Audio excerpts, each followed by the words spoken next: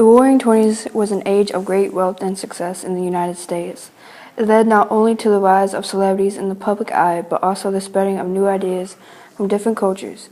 It was referred to as one of the greatest eras while also being a time of corruption and organized crime waves. The rich lived in ways that many saw as obnoxious or ostentatious. They threw extravagant parties as a way to flaunt their wealth. This was, in many cases, done by those newly rich that wished to put their wealth on display. The rise of celebrities in the U.S. was largely due to movies. Los Angeles had become the first modern city in the country due to the demand for motion pictures. This, coupled with the innovations of the times, made advertisement possible. Celebrities were asked to speak for products as a way to boost sales and popularity.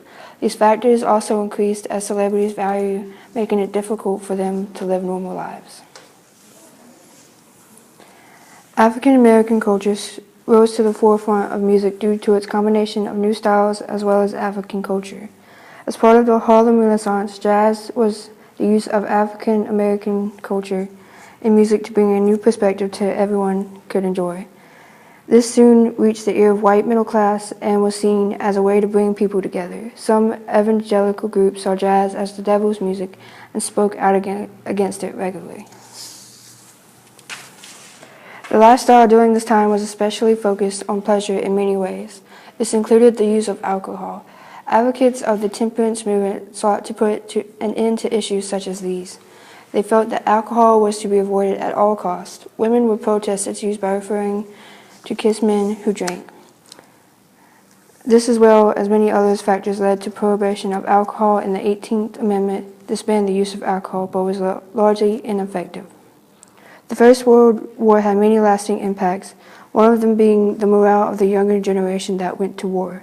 Seeking death and senseless destruction to such a high degree drained the values these young Americans were expected to have upon returning home.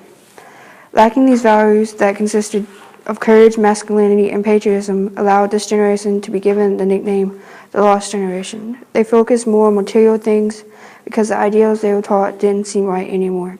This is why many writers of this generation wrote about partying, lavishness, such as The Great Gatsby by F. Scott Fitzgerald.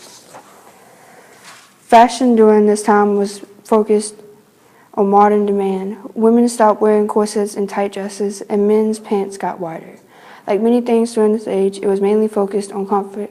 Elders of the time felt women's fashion was scandalous as they believed that the ankle was never to be shown. The passage of the 18th Amendment led to the rise of crime rates all over the country. Much of this was due to organized crime, which came in the form of gangs or the mafia. Such groups would be offered protection from other criminals in exchange for a cut of profit. The demand for alcohol also led to the rise in bootlegging. Even with task forces sent out to eliminate these operations, they continued unfazed. Speakeasies were a way to get around probation.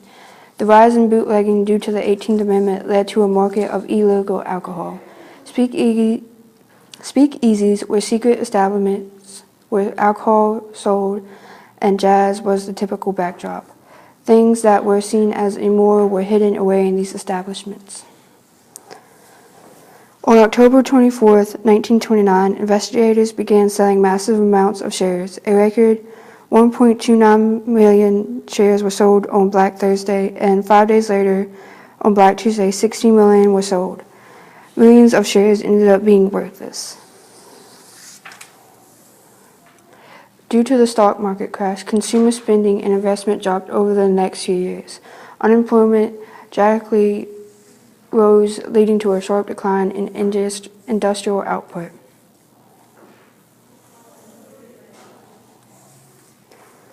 In the summer of 1929, the U.S. entered a standard recession. This escalated into what we know as the Great Depression. Stock prices rose to levels that couldn't be justified by future earnings. As consumers began doubting the market, lack of spending led industries to slow production. Wages fell as buying power decreased. Many who bought using credit fell into piles of debt. The Federal Reserve attempted to raise interest rates on the dollar, which caused a lack of available money for companies. This further escalated by the lack of money being put into the supply to combat deflation. By 1931, 6 million people were unemployed and couldn't find a job. Homelessness became more common around the country. Farmers couldn't harvest their crops due to the lack of funds and left them in the fields to rot. At this time, people began trading their dollars for gold. This created a decrease in the value of the dollar due to the gold standard. 4 banking panics would occur. Banks were forced to liquidate loans in order to pay despite insufficient funds. Thousands of banks were forced to close their doors. Once again, the Federal Reserve failed at its job by ignoring the problems plaguing banks. People lost faith due to this inaction and raced to withdraw the money. Total supply of the dollar declined by 30%. The New Deal was implemented by President Roosevelt in 1933. Roosevelt put this plan into action in order to help the U.S. after the Great Depression. There were 4 parts to this plan, which were economic recovery, job creation, investment in public works, and civic uplift. The New Deal caused a civic, cultural, and economic renaissance for America. The people who worked during this time believed that they were working not only for their families, but in order to create a better society. Within the first few days, Roosevelt pushed to end prohibition.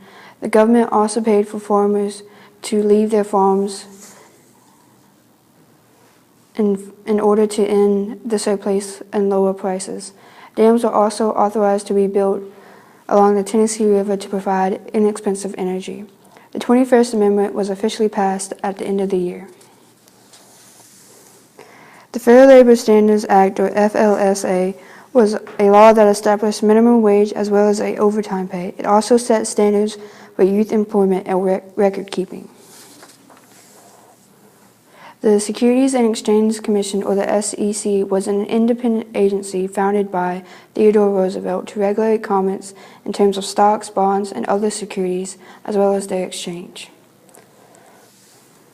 The Food, Drug, and Cosmetic Act, or the FTCA, created standards for marketing.